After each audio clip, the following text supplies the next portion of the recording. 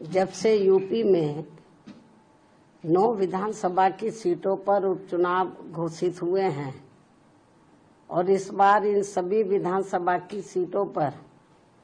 BSP भी अकेले ये चुनाव लड़ रही है, तो तब से बीजेपी व सपा गठबंधन की नींद उड़ी हुई है। जब से उन्हें मालूम पड़ा कि बीएसपी भी 9 विधानसभा की सीटों पर बाई इलेक्शन लड़ रही है, तो तब से बीजेपी व सपा गठबंधन की नींद उड़ी हुई है, क्योंकि बीएसपी ने यहाँ काफी समय से एक आदि उपचुनाव को छोड़कर अधिकांश उपचुनाव नहीं लड़े हैं। तब से खासकर ये दोनों पार्टियां यानी कि बीजेपी व सपा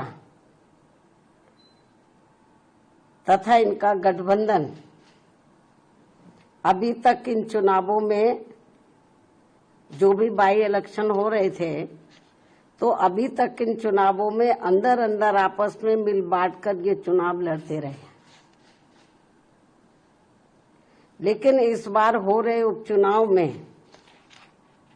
जब बीएसपी भी मैदान में डटी हुई है, तो अब इन दोनों पार्टियों में इनके गठबंधन की काफी परेशानियां बढ़ गई हैं।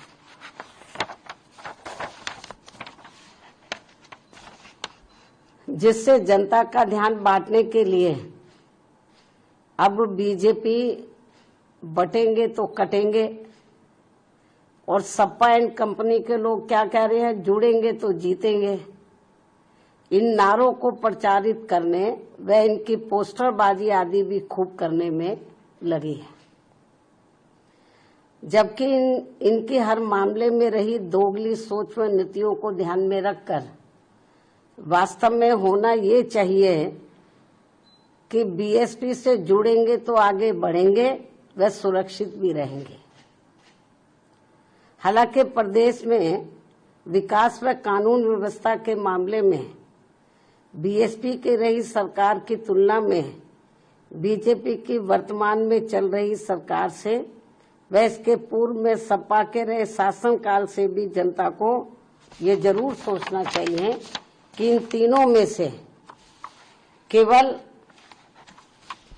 बीएसपी का ही शासनकाल